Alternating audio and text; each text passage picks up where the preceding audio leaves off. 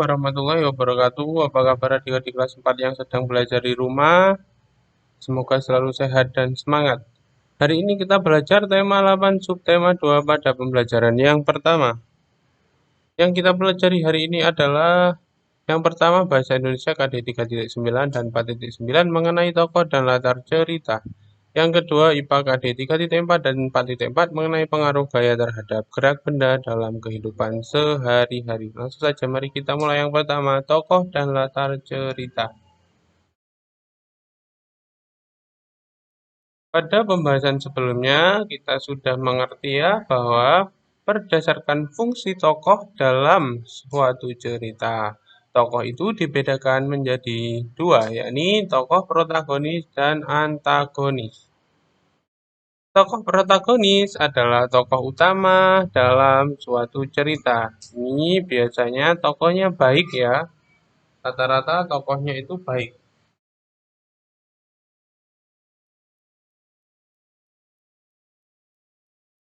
Sedangkan tokoh antagonis itu tokoh yang menjadi penentang tokoh utama. Jadi biasanya pada umumnya ya, tokoh antagonis itu jahat ya, berwatak negatif.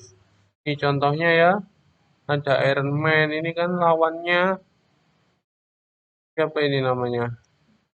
Eh, siapa tuh namanya ini? Thanos. Thanos ya. Jadi yang Iron Man itu baik, yang Thanos itu jahat. Seperti itu ya. Sedangkan latar atau setting itu ada tiga bagian ya. Yang pertama adalah tempat, yang kedua waktu, dan yang ketiga adalah suasana. Yang pertama tempat. Tempat itu di mana lokasi terjadinya. Ya, lokasi terjadinya di mana itu namanya tempat. Latar tempat. Untuk latar waktu adalah penggambaran dari kapan peristiwa tersebut berlangsung. Ya, tempatnya, lokasinya di mana, terus waktunya itu kapan ya, penggambaran dari waktu adalah latar waktu dari suatu cerita. Sedangkan latar suasana adalah kondisi batin ya, tokoh, yakni perasaan individu maupun fisik di sekitar lingkungan. Contohnya ya, contohnya kalau Iron Man tadi menang melawan Thanos, dia akan bergembira. Jadi, kondisi batin dari yang namanya tokoh utama itu, Iron Man itu, berarti tokoh utama itu sedang merasa senang, ya. Kalau kalah, dia berarti merasa sedih, seperti itu ya. Atau mungkin cerita yang lain, kalau sedang terjadi bencana alam, dia akan sedih ya. Itu adalah lingkungan sekitar yang mencengkam ya, yang membuat sedih, banjir umpama itu kan membuat sedih ya. Itu namanya latar suasana. Coba ini ada cerita tentang sang kuryang ya. Nanti kalian pause video ini, kalian cari tokoh protagonis dan antagonisnya serta di mana cerita itu berlangsung, kapan berlangsung, juga bagaimana suasananya. Nanti di pause dulu ya. Setelah itu jawabannya yang kamu temui, kamu tulis di buku tulis kalian masing-masing ya. Kalian pause dulu ya. Baik, kita lanjut pada pembahasan kedua yakni pengaruh gaya terhadap gerak benda dalam kehidupan sehari-hari.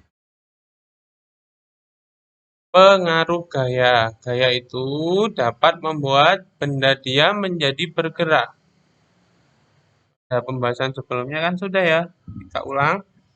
Coba, mari kita bahas beberapa contoh gaya lain yang dapat mempengaruhi gerak benda. Ini contohnya yang pertama itu gaya otot dari sapi yang bisa menarik alat baja ini ya, hingga bisa untuk membajak sawah seperti itu ya.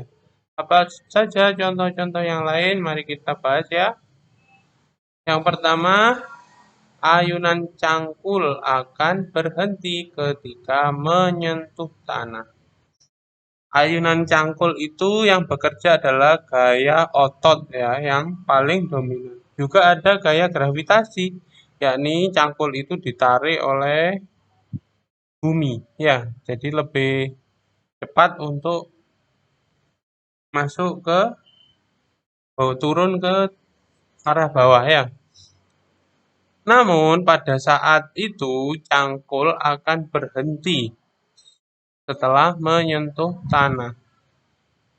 Itu menyatakan bahwa gaya otot dari petani itu lebih kecil ternyata ya daripada gaya gesek dari cangkul dan permukaan tanah.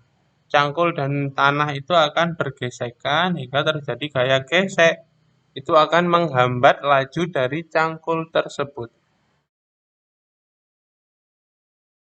Terus dalam membajak sawah itu kan tidak selalu lurus ya. Ternyata ada gaya otot tangan dari petani itu ya, dari orang yang membajak sawah itu yang menarik kemudi, yakni ini ya, hewan itu ditarik ke arah kanan, dia akan berbelok ke arah kanan seperti itu ya. Bisa diarahkan oleh petani, yakni petani itu menarik kemudi yang ada biasanya di hidung ya, di hidung atau di leher dari hewan tersebut. Ditalikan gitu ya, seperti apa? Tali tambang itu taruh di hidungnya biasanya atau taruh di lehernya. Jadi hewan-hewan tersebut akan menurut, akan berbelok sesuai dengan tarikan yang diberikan oleh petani, yakni gaya otot dari petani seperti itu ya. Jadi gaya otot petani itu bisa merubah arah gerak dari sapi atau kerbau atau hewan-hewan yang digunakan untuk membajak sawah. Itu ya. Pada dasarnya benda itu bisa mempengaruhi gerak ya. Ada dua jenis, yakni mempengaruhi keadaan gerak benda dan mempengaruhi arah gerak benda. Kalau arah gerak benda ini contohnya pada saat kamu naik sepeda. Sepeda itu diam, terus kamu kasih gaya, yakni gaya otot untuk mengayuh sepeda itu ya. Jadi sepeda pun akan bergerak. Setelah itu, setelah bersepeda bisa berjalan, kalian memberikan gaya otot lagi hingga rem bisa bekerja, yakni gaya gesek. Hingga akhirnya sepeda yang melaju itu dapat diam ya. Jadi gaya gesek dan gaya otot itu bisa menggerakkan dan menghentikan sepeda seperti itu ya. Selain itu juga bisa mempengaruhi arah gerak benda. Ini ya, kemudi itu ada di sini kan ya. Ini di mulut dari kuda. Jadi kalau ditarik ke arah kanan, dia akan berbelok ke kanan ya. Kalau ditarik ke arah kiri, dia akan berbelok ke arah kiri. Kalau ditarik keduanya, kanan dan kiri ini kemudinya ditarik, dia akan berhenti ya. Itulah gaya otot ini ya, gaya otot tangan bisa mempengaruhi gerak dari kuda tersebut. Seperti itu.